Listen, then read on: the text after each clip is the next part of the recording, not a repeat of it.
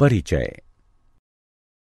जैसा कि हम पहले भी चर्चा कर चुके हैं कि जनन सभी जीवों की वह क्षमता है जिसमें एक जीव लगभग अपने समान गुणों वाले एक छोटे से जीव को जन्म देता है। हाँ, तथा जनन की प्रक्रिया के लिए हमें लैंगिक संपर्क बनाना पड़ता है, किंतु अगर हम बिना किसी सुरक्षा लिए ये करते हैं तो संक्रमित साथी से हमें अनेकों रोग हो जाते हैं। जनसंख्या में तीव्र तेज वृद्धि के कारण हम जनसंख्या विस्फोट का निरीक्षण करते हैं। हाँ, ये सब मृत्यु दर में कमी और जीवन काल में वृद्धि का परिणाम है। तो आओ इस पाठ में हम जनन के बारे में विस्तार से चर्चा करें। उद्देश्य। इस पाठ के अंत में आप निम्न करने में सक्षम हो जाएंगे: जनन स्वास्थ्य के महत्व को समझना, यौन संचारित रोगों को पहचानना, जनसंख्या के नियंत्रण की विधियों को समझना, लिंग अनुपात को समझना, जनसंख्या आकार को पहचानना।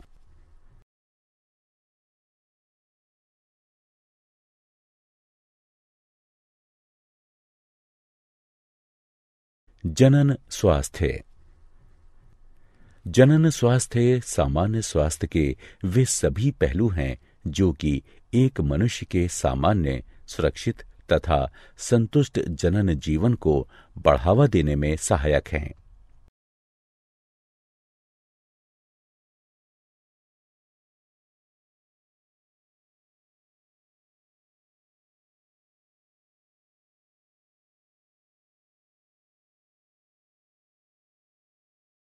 यौन संचारित रोग।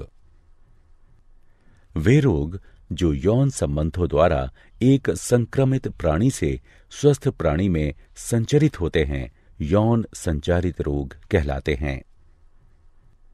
ये विभिन्न सूक्ष्म जीवों द्वारा, जो कि योनि, मूत्रमार्ग, गुदा और मुख के गर्म और नमी वाले वातावरण में रहते हैं, इनके द्वारा उत्पन्न होते हैं। कुछ यौन संचारित रोग निम्न हैं: सुजाक यानी गोनोरिया, सिफिलिस, ट्राइकोमोन्स्ता, एड्स।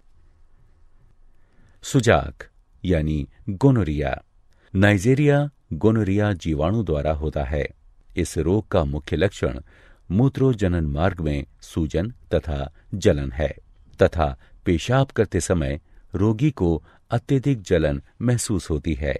यह जीवाणु नर के मूत्रमार्ग और मादा के गर्भाशय ग्रीवा को संदूषित करता है। सिफिलिस ट्रेपोनेमा पेडिलियम जीवाणु द्वारा होता है।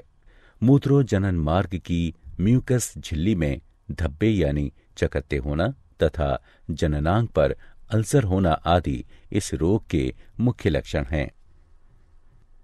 ट्राइकोमोन्स्ता एक प्रोटोजोआ ट्राइकोमोनास वेजिनेलिस द्वारा होता है। मादाओं के मूत्रोजनन मार्ग द्वारा कुछ योनिस्राव इस रोग का मुख्य लक्षण है। एड्स एक विषाणु HIV द्वारा होता है, जो कि शरीर की प्रतिरोधक क्षमता को कम कर देता है तथा जिससे शरीर किसी भी रोग से जल्दी ही ग्रसित हो जाता है।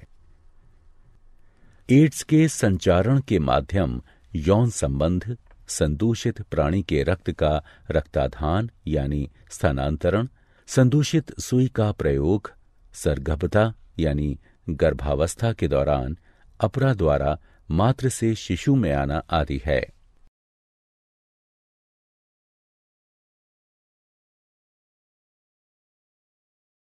जन्म नियंत्रण की विधियां। सगर्भता गर्भावस्था का नियंत्रण करने के लिए अनेक तकनीकियां विकसित की गई हैं। ये मुख्यतः 3 प्रकार की होती हैं: यांत्रिक अवरोधक विधि, रासायनिक विधि, शल्य क्रियात्मक विधि।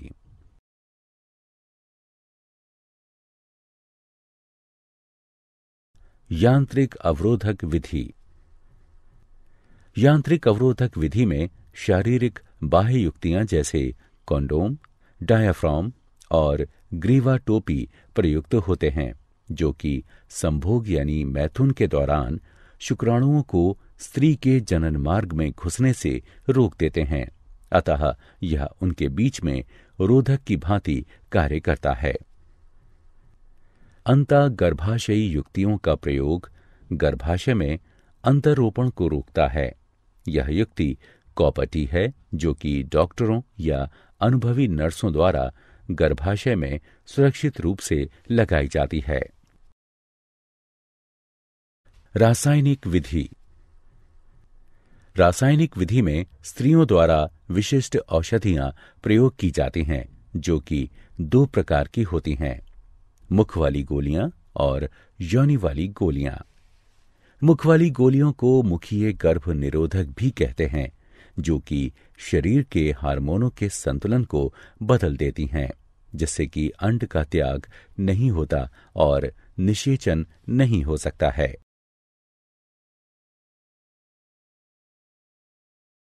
शल्य क्रियात्मक विधियां। शल्य क्रियात्मक विधियों में नरों में शुक्रवाहक के एक छोटे से हिस्से को काट या बांध दिया जाता है। इसे शुक्रवाहक उच्छेदन यानी वासेक्टोमी कहते हैं। अतः शुक्रवाहक रोधित हो जाता है। इस प्रकार शुक्राणुओं का स्थानांतरण रुक जाता है। मादाओं में अंडवाहिनी नलिका शल्य क्रियाओं के द्वारा काट या बांध दी जाती है। इसे नलिका उच्छेदन यानी ट्यूबेक्टोमी कहते हैं। अतः अंड गर्भाशय तक पहुंचने में सक्षम नहीं होता है तथा इस प्रकार निषेचन नहीं हो पाता है। लिंग अनुपात। एक जन समुदाय में मादा तथा नर की संख्या का अनुपात ही लिंग अनुपात कहलाता है। एक स्वस्थ समाज के लिए मादा नर का अनुपात बनाए रखना अत्यंत आवश्यक है। कन्या भ्रूण हत्या के कारण हमारे समाज के कई हिस्सों में कन्या शिशु लिंग अनुपात का गिरना एक चिंता का विषय है। इसलिए जन्म से पहले भ्रूण के लिंग का पता लगाना एक कानूनन अपराध माना गया है। जनसंख्या का आकार। जनन की सहायता से जीव अपनी जनसंख्या में वृद्धि करते हैं। एक निश्चित जनसंख्या में जन्म तथा मृत्यु की दर जनसंख्या का आकार निर्धारित करती है। जनसंख्या में वृद्धि तब होती है जब जन्म दर मृत्यु दर से अधिक होती है।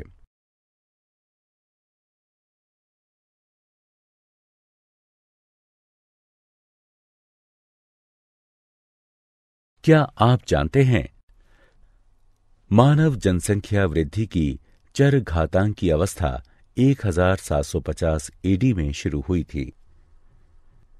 विश्व की मानव जनसंख्या अगले 30 वर्षों में 9.5 अरब तक पहुंच जाएगी। भारत ऐसा पहला देश बना जिसमें 1951 में सरकार द्वारा प्रवर्तित परिवार नियोजन को अपनाया। नाको राष्ट्रीय एड्स नियंत्रण संस्था। भारत ने 1987 में राष्ट्रीय एड्स नियंत्रण संस्था प्रारंभ की थी। प्रत्येक वर्ष 1 दिसंबर विश्व एड्स दिवस के रूप में मनाया जाता है।